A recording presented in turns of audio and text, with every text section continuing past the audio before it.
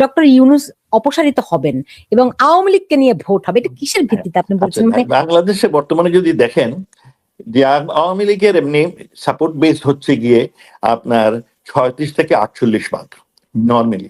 ইদানিং তাদের support base অনেক বেড়ে গেছে। ডেইলি স্টার একটা যোগ করে বলছে আওয়ামী লীগ যদি ইলেকশনে আসে তো 69% ভোট পাইতে পারে, মোটামুটি সবাই তাই বলছে। আমি যাদের সাথে আলাপ করি তারা সবাই বলছে। আর ইউনূস কেন বাদ পড়বেন? ইউনূসের জন্য এই বাদ হওয়াটা ওনার জন্য মঙ্গল। This is the only way out for him. কারণ উনি যে বদনামটা করেছেন, আমার ভয় হয় যে উনার বের হওয়ার কোনো পথ নাই। সো আমার ধারণা ছিল Yunus must have made an agreement with BNP, এই তারেক জিয়ার সাথে, যে তুমি আসো, তুমি আসলে আমাকে একটা সেফ এক্সিট দিয়ে দিবা। হ্যাঁ, তা ওখানে অবশ্য দুটো, কেউ বলছে যে না, ইউনূস এগ্রিমেন্টটা করেছেন এইভাবে যে তোমরা আসবা, আসিয়ে পরে আমাকে রাষ্ট্রপতি বানায় দিবা, তবু আমার এই জঞ্জাল থেকে মুক্ত করুন। But he has messed up. তো ইউনূসের জন্য সবচেয়ে বেস্ট পলিসি হবে, এই জন্য তিনি ইলেকশন দিচ্ছেন। ইলেকশন দিলে it is the way out for him to leave the country. হ্যাঁ, আর অন্যটা হচ্ছে যদি এগ্রিমেন্ট করেন, আমি সেটা বলেছি যে উনি যদি এগ্রিমেন্ট করে থাকেন তাহলে হি ক্যান সাস্টেইন, আর এগ্রিমেন্ট যদি না করে থাকেন তার সাস্টেইন করা তার জন্য খুব কঠিন হবে। একটু বলুন তো কেমন আছেন? আপনাকে অসংখ্য ধন্যবাদ। বেঁচে আছি, এইটাই আল্লাহর প্রতি মেহেরবান যে খুব কষ্টে ছিলাম দেশে, এখন দেশ থেকে বের হয়ে আসছি, তাই এটলিস্ট আপনার এই মবের ভয়টা এখন কম, সেই দিক থেকে ভালো আছি। তবে বয়স অনেক বেড়েছে, আর আপনি দেখছেন গত প্রায় 8.5 মাস দেশে ছিলাম, তখন আমাকে বিভিন্ন রকম চেহারা পরিবর্তন করতে হয়েছে এই যাতে ধরা না পড়ি। কারণ ধরা পড়লেই আপনার বর্তমান সরকার আপনাকে টেলিভিশনের সামনে নিয়ে প্যারেড করায় মিথ্যা বানোয়ার তথ্য দিয়ে। আমি দেশে গিয়েছিলাম প্রায় 38 বছর এই আমেরিকায় থেকে, বড় শখ করে দেশে গিয়েছিলাম। ছেলেমেয়েরা পছন্দ করেন এই যাওয়ার সময়, কিন্তু গিয়ে এই ঝামেলায় পড়ে গেলাম। হ্যাঁ, আর আমার কপাল খারাপ, কারণ আমি জুন মাসে, গত বছর 2024-এর জুনে নিউ ইয়র্কে আসি। হ্যাঁ, আমার গ্র্যান্ডসনের গ্র্যাজুয়েশনের কারণে আসি, আর আমার ওয়াইফের কিছু ট্রিটমেন্টও ছিল। কিন্তু আমি জুলাই মাসের শেষে, আপনার 29শে জুলাই আমি দেশে চলে যাই, আর গিয়েই আটকা পড়লাম আর কি। আর তারপরে বেশ কষ্ট গেছে, বাট নাও আই এম ওকে। তবে বয়স বেড়েছে, আর দেশের এই অবস্থা দেখে খারাপও লাগে। কারণ আমাদের তো এখন সবচেয়ে, আপনি কে কি সেইটা, কে দোষ কদ্দূর করেছে, আপনি অনেকগুলো প্রশ্ন করেছেন, কিন্তু সেই প্রশ্নের আগে যেটা বলা আমার দরকার সেটা হচ্ছে দেশটাকে বাঁচাতে হবে। দেশটা আপনার আমার সবার। এই দেশ যদি ভাগবাটুরা হয়ে যায় তাহলে কিন্তু, আর দেশ যদি একটা সন্ত্রাসী দেশ হয়ে যায়, তা আপনি যেখানেই থাকেন না কেন, বিশ্ববাসীর আপনার প্রতি সন্দেহ, আপনার প্রতি এক ধরনের অবিশ্বাস বাড়বে। সেই জন্য আমাদের 1 নম্বর উদ্যোগ হবে দেশটাকে বাঁচাতে হবে। বর্তমানে আমি আশা করেছিলাম যখন প্রফেসর ইউনূস সাহেব দায়িত্ব নিলেন, গিভেন হিজ নেম ব্র্যান্ড, আশা করেছিলাম যে উনি অনেক ভালো কাজ করবেন, মানুষের প্রত্যাশা পূরণ করবেন। আর আমি ওনার লোকজনকে বলেওছিলাম যে দেশটাকে যদি ঠিক রাখতে হয় তো ইউনিটিটা খুব দরকার, দেশে ইউনিটিটা খুব দরকার। আমি এই জন্য ওনাকে সাজেশন করেছিলাম যে আপনি নেলসন ম্যান্ডেলার মতো এই divided South Africa, black and হোয়াইটের ডিভাইডেড, সেখানে তারা কি সুন্দরভাবে তুত কমিশন বের করলো, করে দেশটাকে টিকিয়ে রেখেছে, সম্মানের সাথে টিকিয়ে রেখেছে। তো কিন্তু তিনি সেই পথে না গিয়ে তিনি হিংসা, বিদ্বেষ, ভিন্ডিকটিভনেস আর নিজের স্বার্থগুলো নিয়ে ব্যস্ত হয়ে পড়লেন। এটা আমরা খুব শকড হয়েছি, কারণ আমি ওনার সাথে অনেকদিন ওনাকে সাহায্য করেছি, ওনাকে হেল্প করেছি। উনি আমাদের দেশের একটা গর্ব ছিলেন বলে আমরা করতাম। কিন্তু আই এম ভেরি ডিসঅ্যাপয়েন্টেড, ওনার যে পারফরমেন্স, এইটা বলতে হবে যে দেশটাকে তলানিতে নিয়ে যাচ্ছে। সো আমার 1 নম্বর প্রশ্ন হচ্ছে এখন যে দেশটাকে বাঁচাতে হবে, এবং সেই জন্য যে যেখানে আছেন, এটা আওয়ামী লীগ বলেন, জাতীয় পার্টি বলেন, বিএনপি বলেন, কিংবা অন্যান্য দলটল বলেন, it is not important. The country must be united and it should survive. আর দ্বিতীয়ত যেটা আমার বড়, যে ইউনূস সাহেব যে পন্থা নিয়েছেন, এটা আমি অনেকটা হিটলারের পন্থার মতো মনে করি। কারণ হিটলার খুব সিস্টেমেটিক্যালি ইহুদিদের আপনার নিধন করেন। আর বাংলাদেশে এখন আপনি যাকেই জিজ্ঞেস করবেন, একটা যে সিস্টেমেটিক্যালি যারা আওয়ামী লীগ, যারাই মুক্তিযুদ্ধের সপক্ষের, যারাই আপনার 71-কে বিশ্বাস করে, এবং যারা হিন্দু, এই গ্রুপ একটা হচ্ছে আওয়ামী লীগ 71 আর হিন্দু, তাদের সিস্টেমেটিক্যালি বিনা বিচারে হত্যা করা হচ্ছে, জেল জুলুম করা হচ্ছে, ভয় দেখানো হচ্ছে। এই যে সিস্টেমেটিক আপনার হিটলারিজম শুরু হয়েছে, এইটার ব্যাপারে আমাদের সোচ্চার হবে এবং এইটা not acceptable, because the country belongs to everyone. আর থার্ড, আমি আসছি আপনার কথাতে। আর থার্ড যেটা আমাদের দেশের সংস্কারের নামে দেশটা ধ্বংস হয়ে যাচ্ছে। যতগুলো প্রতিষ্ঠান ছিল সব শেষ, পুলিশ শেষ, অ্যাডমিনিস্ট্রেশন শেষ। আমার এক অফিসার, সে এখন ডিস্ট্রিক্টে চলে গেছে, সে আমাকে বলল, স্যার আমরা যখন চাকরিতে জয়েন করি তখন আমরা ভালো করব, আমরা বেশ ভালো কাজ করব, সেই জন্য আমরা রিওয়ার্ডেড হব, এই আশায় আমাদের কোনো সময় চুরি চামারির কথা আমরা চিন্তা করি। বলে এখন যারা নিয়োগ পেয়েছে, বলে আমি তাদের কন্ট্রোল করতে পারি না, কারণ তারা বলে, স্যার আমি তো ইলিগালি জয়েন করেছি, কোনো প্রসেস ছাড়াই জয়েন করেছি, যদি আপনার একটা ইলেক্টেড গভর্নমেন্ট হয়, রেগুলার গভর্নমেন্ট আসে, তখন কিন্তু আমার চাকরি চলে যাবে। সুতরাং আমি কয়েকদিনের চাকরি পেয়েছি, এই কয়েকদিনে আমি যত ইনকাম টিনকাম করতে পারি তাতে আমি পরে ব্যবসা ট্যাবসা করবো। বলে যে দিস ইজ এ কালচার। এই যে সংস্কারের নামে এমন এক কালচার তৈরি হয়েছে। এবং আমি তখন দেখি যে আপনার সোভিয়েত ইউনিয়নে গ্লাসনোট সংস্কার শুরু করেন সেই গর্বাচভ সাহেব। এই সংস্কার করতে গিয়ে ইউএসএসআর কে ধ্বংস করে 19টা স্বাধীন সার্বভৌম রাষ্ট্র তৈরি হয়ে যায়। ওই দেশটা আমার ভয় হয়, আতঙ্ক হয় যে আমাদের দেশে এই সংস্কার করিডোর করে আমার দেশকে ভাগবাটুরা করে ফেলেন কিনা। আর 4 নম্বর যেটা হচ্ছে, যে এই সরকারে যেটা জিহাদি, এই যে রেডিক্যালিজম, এই মব রাজত্ব, খুব আপনি যে কথাগুলো বলেছেন এর মধ্যে দিয়ে আমার অনেক প্রশ্ন। আপনি বলছেন ডক্টর ইউনূস দায়িত্ব নেয়ার পরে আপনি আশা করেছিলেন তিনি ভালো কিছু কাজ করবেন। আপনি কিসের ভিত্তিতে সে আশাটি করেছিলেন এবং পরামর্শ দিয়েছেন? কবে সেই পরামর্শগুলো আপনি দিয়েছেন তাকে? আপনার যখন নতুন সরকার আসলো এবং আসার পরে দেশবাসী, শুধু আমি না, দেশবাসী সবার একটা প্রত্যাশা ছিল যে আমাদের অবস্থা বোধহয়, কারণ আমার সরকারে আমরা ভালো কাজ করেছি বিভিন্ন দেশবাসী কেন, আরো অনেকেই প্রত্যাশা করতে পারে, কিন্তু আপনি তো পররাষ্ট্রমন্ত্রী, আপনার সম্পর্ক কূটনৈতিক অঙ্গনে এবং আপনি আওয়ামী লীগ সরকারের পররাষ্ট্রমন্ত্রী, ফলে আপনি কেমন করে সেই আশাটি করেছিলেন? কারণ হচ্ছে গিয়ে ইউনূসের একটা ইন্টারন্যাশনাল স্ট্যান্ডিং ছিল। আর আমরা বহু বছর এই আওয়ামী লীগ সরকার, এই শেখ হাসিনা ইউনূসকে অনেক রকম সাপোর্ট দিয়ে বিশ্বের মধ্যে নাম আনেছেন। এই ইউনূসের প্রোগ্রামের জন্য শেখ হাসিনা 1996-এ তার সম্মেলনে আসেন, তাকে অনেক উচ্ছ্বাসনে অধিষ্ঠিত। শুধু সেই না, তারপরে এই শেখ হাসিনা আপনার একটি গ্রামীণ অ্যাম্বাসেডার্স গ্রুপ তৈরি করেন। তখন আনোয়ার করিম চৌধুরী সাহেব আমাদের পিআর ছিলেন, তার মাধ্যমে প্রায় 77টা দেশের ফ্রেন্ডশিপ ক্লাব ফর গ্রামীণ তৈরি করেন। শেখ হাসিনাকে এত তুঙ্গে তুলেছেন, তার একটা বিশেষ সুনাম ছিল এবং বাংলাদেশ সরকার সবসময় তার জন্য তাকে প্রশংসা করত।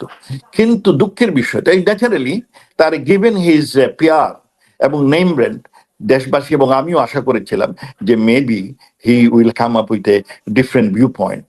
আমাদের দল, আমরা এক ধরনের চিন্তা করেছি, শেখ হাসিনার মূল লক্ষ্য দুটো ছিল, যে দেশের উন্নয়ন, বঙ্গবন্ধুর স্বপ্ন সোনার বাংলা অর্জন, আর দ্বিতীয়ত সাধারণ লোকের মঙ্গলকরণ। সেই জন্য তিনি এই বিভিন্ন রকম সোশ্যাল প্রোটেকশন প্রোগ্রাম করে দারিদ্র বিমোচন করেছেন।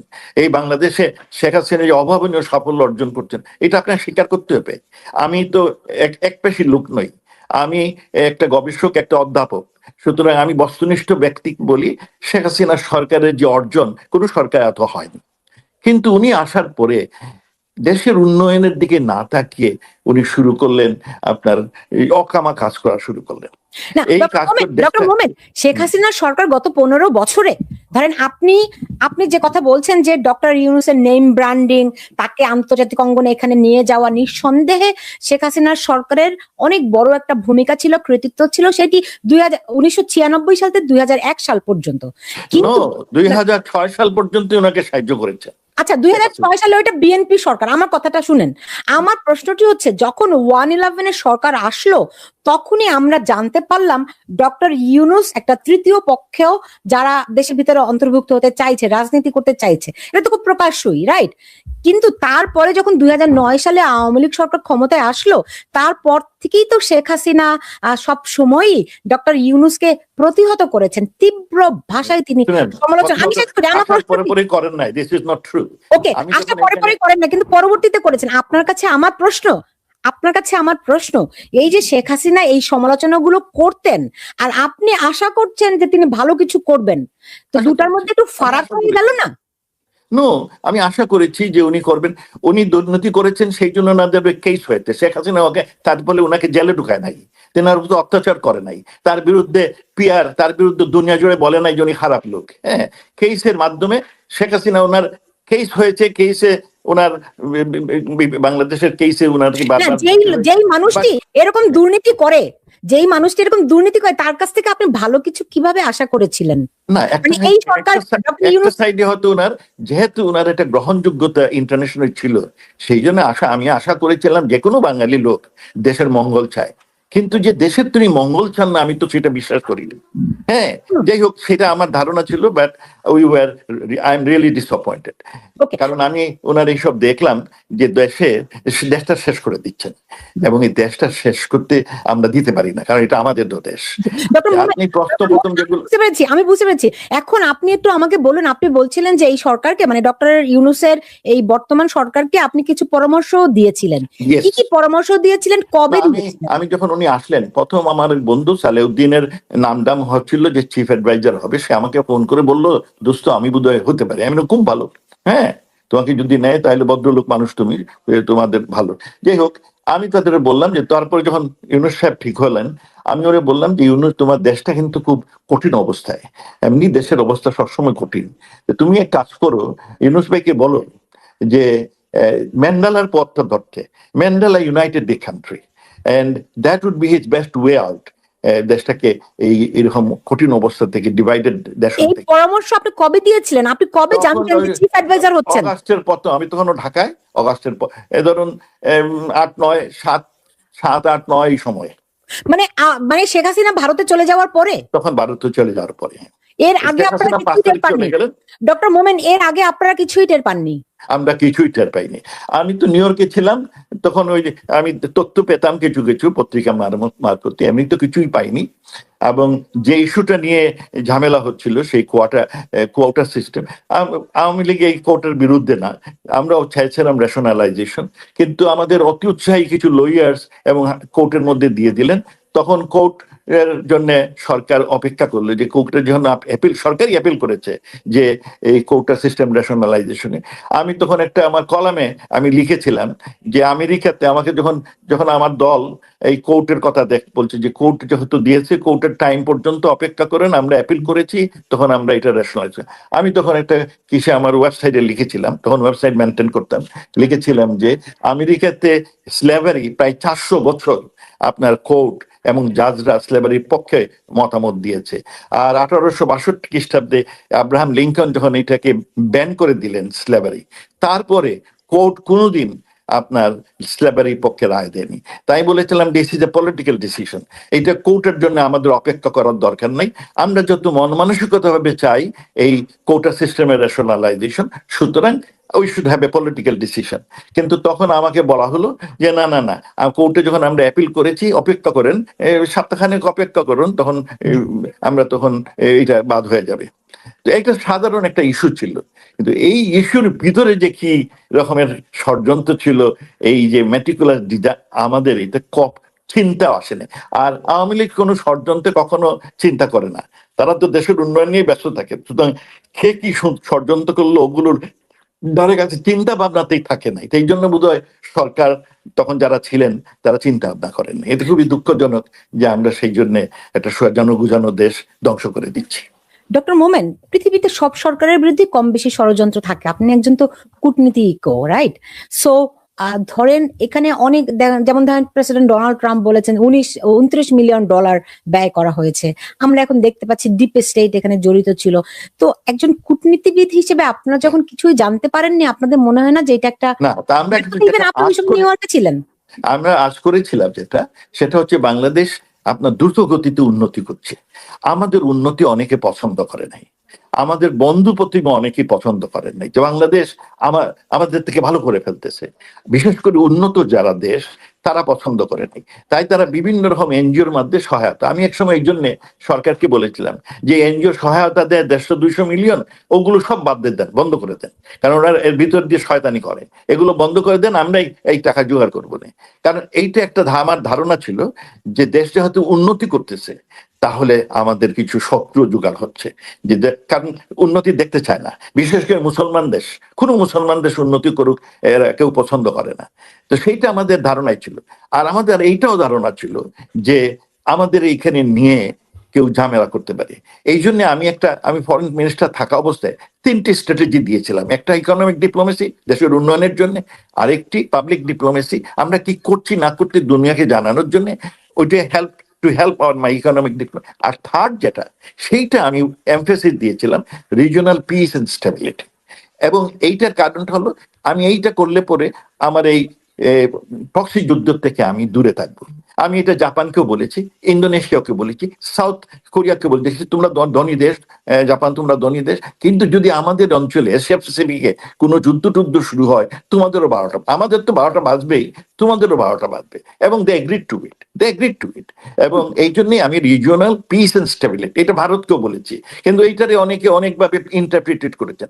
আমি বলেছি যে শেখ হাসিনা হচ্ছে স্টেবিলিটির একটি প্রতিভূ, আর হচ্ছে গিয়ে সে মৌলবাদ না, সে হচ্ছে একটা কি বলবো, নিরপেক্ষ, ধর্ম নিরপেক্ষ সরকার ব্যবস্থা, সব নাগরিক সমান, এই ধরনের চিন্তা ভাবনার লোক আমাদের দরকার।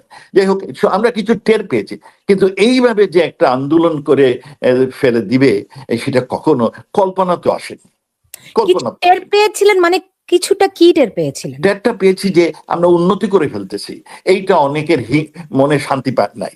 তারা প্রায়, আমরা যখন উন্নতির কথা বলতাম যে ডুইং বেটার দেন লাস্ট মেনি ইয়ার্স, আমি যেমন একটা তথ্য দিয়ে বললাম যে 1975 থেকে 1990 সাল, এই 15 বছরে আমাদের গড় জিডিপির প্রবৃদ্ধি ছিল 3.2, আর শেখ হাসিনার সময় এসে 6.6 গড় জিডিপির প্রবৃদ্ধি, মানে ডাবল থেকে বেশি।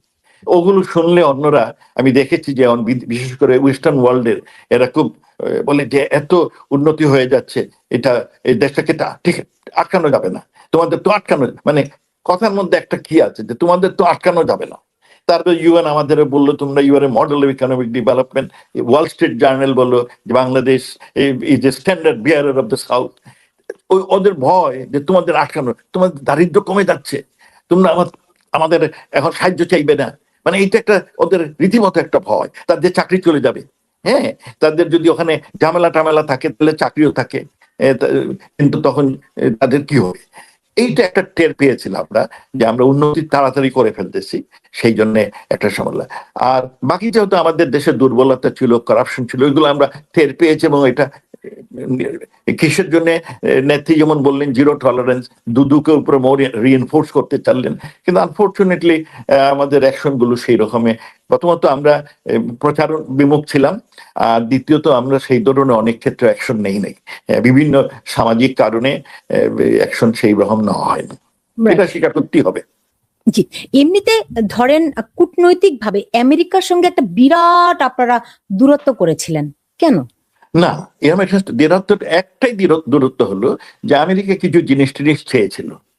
আমি বলেছিলাম যে তারা যে জিনিস চায় তারা রিটেন আমাদের একটা প্রপোজাল দেবে, তারা সেটা দেয়নি কখনো, তারা কখনো সেটা দেয়নি। এবং যেহেতু নেত্রী তখন বলেছিলেন যে আমি আমার সেন্ট মার্টিন এই বিদেশিদের দেব না, হ্যাঁ, সেইগুলো তারা যখন জানছে, আর তারা তখন আমাদের খুব প্রেশার দিচ্ছিল যে তোমরা অস্ত্র কিনো। তা আমাদের পলিসি ছিল যে দেখো, আমরা প্রথম আমাদের লোকগুলোকে দুবেলা ভাত খাওয়াতে চাই, আমাদের লোকরে এই একটা ডিসেন্ট লাইফ দিতে চাই, এইটা করার পরে আমরা তোমাদের অস্ত্র, আমাদের কোনো শত্রু নাই, আমরা কেন অস্ত্র কিনবো। তো ওরা তখন বারবার বলেছিল যে না, তোমরা অস্ত্র কিনো কারণ তোমরা উন্নতি করতেছো, তারপরে তোমাদের ইউ হ্যাভ টু প্রোটেক্ট, তোমাদের এই বিরাট সমুদ্র তোমরা সংগ্রহ করেছো, এগুলো প্রোটেক্ট করার জন্য। হ্যাঁ, তারা আমাদের 25টা গানবোট দেয় আমেরিকা থেকে, তারা এগুলো নিয়ে আমাদের খুব প্রেশার দিচ্ছিল। কিন্তু তাদের অস্ত্র কিনতে গেলে আরেক সমস্যা, প্রথমত দাম বেশি, দ্বিতীয়ত স্পেয়ার পার্টস কিনতে গেলে দাম কয়েক গুণ বাড়ে। আর আরেকটা দুটো আইন করলো তারা, যে অস্ত্র কেনার আগে দুটো কন্ট্রাক্ট সই করতে হবে। একটি হচ্ছে জিসোমিয়া, সেটি হচ্ছে যে আমি যে আমেরিকা থেকে যে অস্ত্র কিনবো সেটা কোথায় রাখবো, এই টেকনোলজি আমরা কাউকে বলতে পারবো না। আর ওইটা যেখানে রাখবো, অন্য কোনো দেশের কোনো অস্ত্র আমরা কিনেছি কিনা তার পুরো তথ্য তাদের জানাতে হবে। কোন কোন দেশের অস্ত্র আমরা কি ধরনের জিনিস কিনেছি এটা জানাতে হবে, ডিসক্লোজার করতে হবে। কারণ তারা দেখতে যায়, ওটা কাউকে বলতে পারবো না। তো এইটা আমাদের কাছে খুব হটকা ছিল, যে আমি কি কোথায় কোথায় কি রাখছি, কি কিনেছি কোত্থেকে, সব ওটাকে বলতে হবে। হ্যাঁ, আমরা তো আর মিথ্যা বলতে পারি না। সেই কারণে আমরা ওটা সই করি নাই। আর আমরা তাদের বলছিলাম, আর তাদের দামও বেশি। এই আর তারপরে আমরা একটা এক্সাম্পল দেখলাম, পাকিস্তানের এই কিসের ইমরান খান কয়েক বিলিয়ন ডলার আমেরিকাকে দিলেন এই বিমান কেনার জন্য, যুদ্ধ বিমান কেনে, কিন্তু ওরা ডেলিভারি করেনি। হ্যাঁ, টাকাটা খেয়ে ফেলেছে যুদ্ধ করায়। তা আমাদের এটা একটা খটকা ছিল, যে আগে বুঝি যে বিষয়টা কি। তো আমরা এই জন্যই এগ্রিমেন্ট সই করিনি।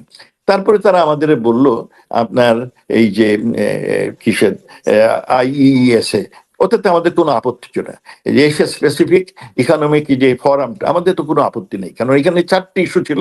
4টিতে আমাদের কোনো, একটা হলো আপনার এই মানি লন্ডারিং কমানো, একটি হচ্ছে যে ইনফ্রাস্ট্রাকচার ডেভেলপমেন্ট, আর একটা IT সেক্টর ডেভেলপমেন্ট, IT সেক্টরে এই ডাটা ম্যানেজমেন্ট। তো সেখানে আমাদের প্রশ্ন ছিল, তারা সেই প্রশ্ন আমাদের কখনো উত্তর দেয়নি। হ্যাঁ, but otherwise we are agreeable to that. আমরা এশিয়া স্পেসিফিক যে জড়া করলো, সেইটাতে তারা আমাদের অফিসিয়ালি বলে নাই কখনো যে আসলে জয়েন করো। হ্যাঁ, তো ইন্ডিয়া জয়েন করেছে, কিসের জাপান জয়েন করেছে, অস্ট্রেলিয়া জয়েন করে, আমাদের কিন্তু রিকোয়েস্ট সার্চ করেনি কখনো। আমরা তখন তাদের মতো করেই আমরা একটা নিজেদেরই ইন্ডিয়া স্পেসিফিক পলিসি তৈরি করে সবাই পছন্দ করেছে। ওখানে একমাত্র যেটা আমরা এডিশন করেছি, তাদের থেকেই সব ছিল, একটা এডিশন করেছি ইনক্লুসিভিটি, যে সবার জন্য আমরা এই সাগরটাকে ইউজ করতে দেব, সবার জন্য, সবার মঙ্গলের জন্য। হ্যাঁ, কাউকে আমরা বাদ দেব না। হ্যাঁ, ওরাও বাদ দেওয়ার কথা বলে নাই, কিন্তু ওরা ইনক্লুসিভিটিটা স্পেল আউট করে নাই, আমরা ইনক্লুসিভিটি স্পেল আউট করেছি। সেই সব আমেরিকার সাথে আমাদের বহুপাক্ষিক সম্পর্ক ছিল, সব ব্যাপারেই তারা আমাদের সাথে কাজ করতেছে। ইটস নট দ্যাট আমরা বিরাট ফারাক হয়েছিল, এমন না। কিন্তু যে তারা কিছু এডিশনাল এগুলো মাইনর এডিশনাল অ্যাডভান্টেজ চেয়েছিল, কয়েকটি ব্যক্তিগত অ্যাডভান্টেজ, সেগুলো আমরা তখন মানে আমরা ওই গ্রহণ করিনি, কারণ এগুলো তারা দেয় না। আমরা রিসিপ্রোসিটিতে বিশ্বাস করি, সেই জন্য আমরা সেই ধরনের কি দেইনি। But otherwise we have a very good relationship with them. কিন্তু এর ভিতরে ভিতরে যে কনস্পিরেসি করছে, ওইটা আমাদের মাথার মধ্যে আসেনি। আর এইটাও ঠিক কিনা যে তারাই একমাত্র দায়ী কিনা, কিন্তু